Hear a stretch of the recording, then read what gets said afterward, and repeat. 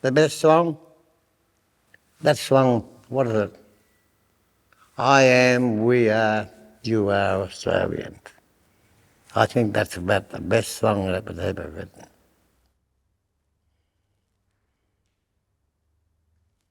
When I was on the mission, I think I talked about old Colin Brown, the old elder. He couldn't read or write, not right, English, but he knew all these poems.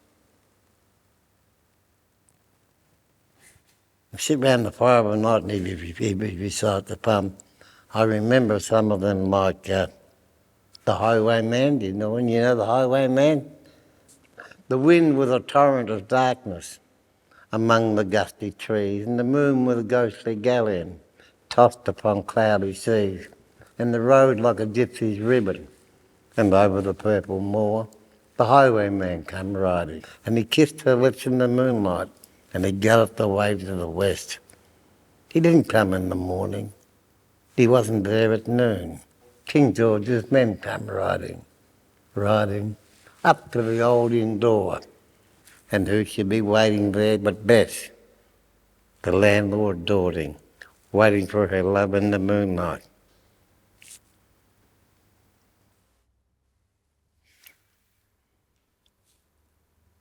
I thought I was doing a great thing till we hit Brisbane and they rallied for rights. And then they rode over it with horses. I got my knees broken, legs broken there. And then police picked us up, put us in. And one of them put his baton behind my knee and bent me back over it and stood on my side. And my kneecap turned over, come away. But then I suppose we earned it, we deserved it because we were against the law, against the law to rally. I don't know, I like Paul Keating. I was like, because of what he said, whatever happened to you people, we done it. All we got to do is admit it. Recognition that it was we who did the dispossessing. We took the traditional lands and smashed the traditional way of life.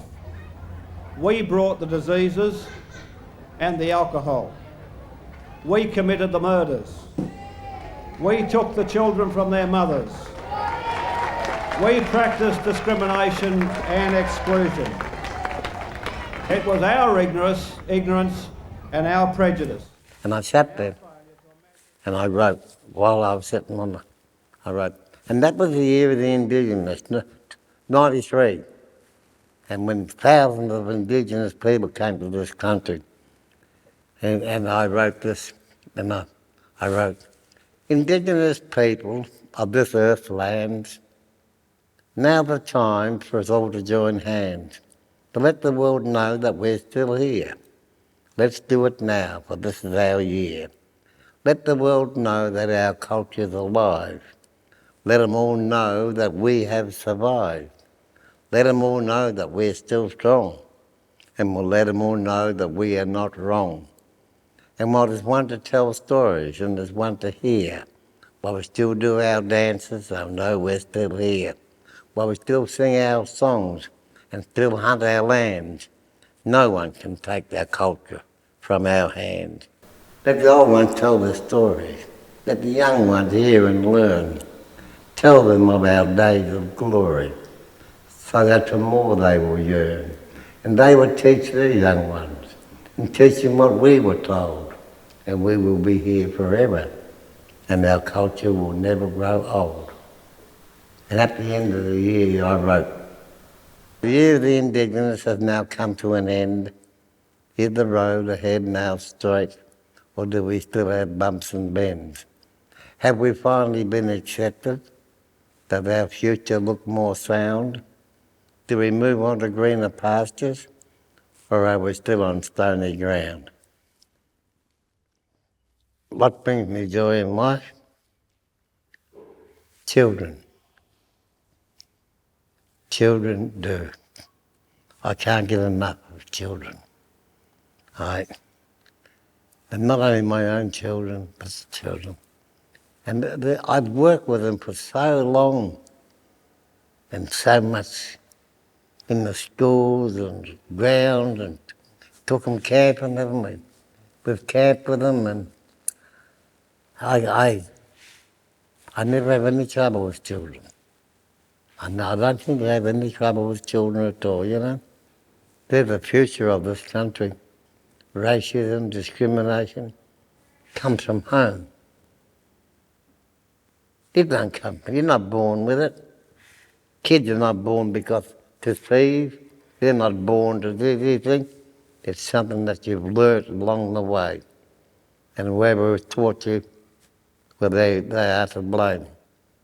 But, you know, if you was to put, say, 500 kids, all colours and creeds, all out there in one paddock by them, they play together forever. It's only when they go home and come back, they start looking at you differently. Go to sleep, my babies. Lie there and be quiet. For the Bunyip is out hunting, and he only hunts at night. He's looking for his supper, so don't you make a noise. He's looking for something nice to eat. He loves girls and boys. You've heard of the thing of what he does to children who won't go to sleep. So lie there and be quiet. I will lie here at your feet. He'll be gone in the morning when you awake, for he doesn't like the light. He goes and hides in the deepest scrub just waiting for the night. So go to sleep, my baby. Lie there and be quiet.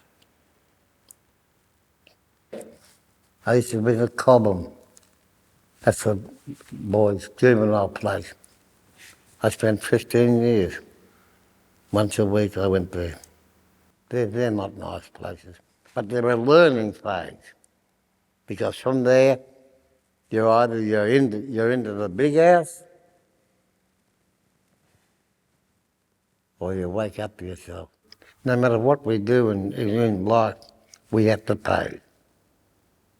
Sometime or other, we have to pay.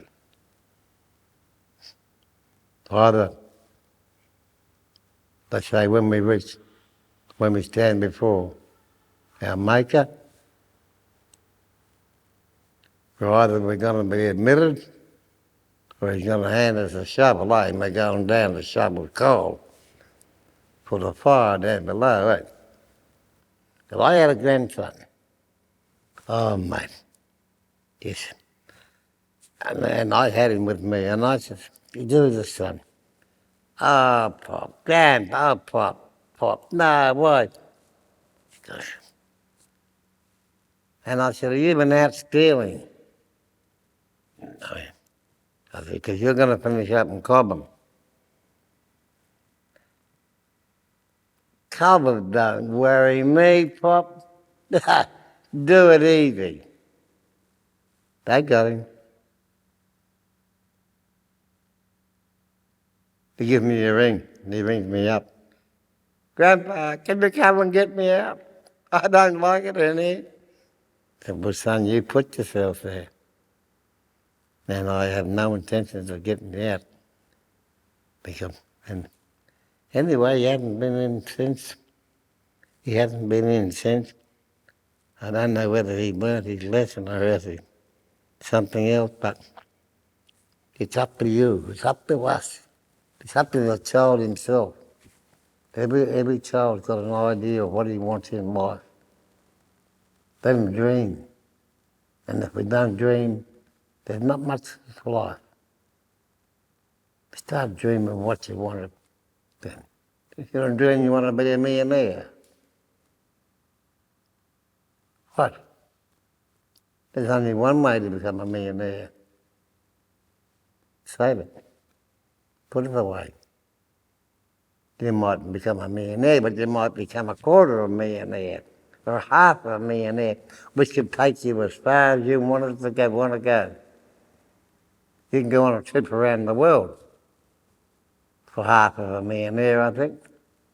But it's just that whatever you took, it's up to you yourself. Start thinking what's good, what would you like? And then start thinking the proper way to go about getting it. You don't have to get a pick and shovel and go out and work. There's places now where you can have an education. Without an education, I believe that we're nothing. And you can be whatever you want. There's nothing to say that you can't do this or you can't do that. And I haven't seen an Aboriginal kid who didn't have the ability to do something. You know, if you can't do an art, play football. You can run.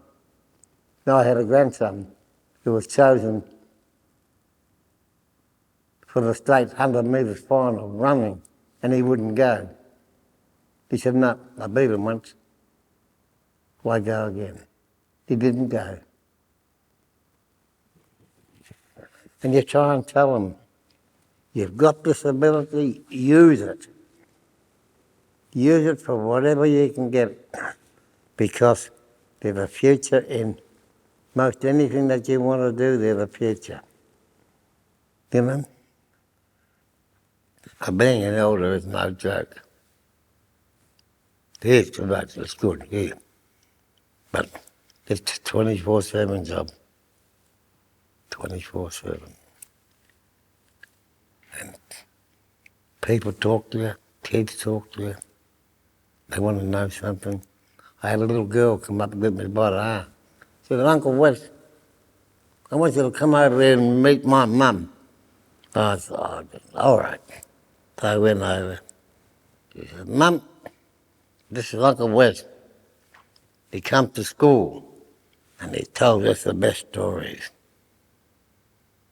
Mum said, yes, I know. He told me the same stories. This is a pleasure. That's pleasure. That people can remember you.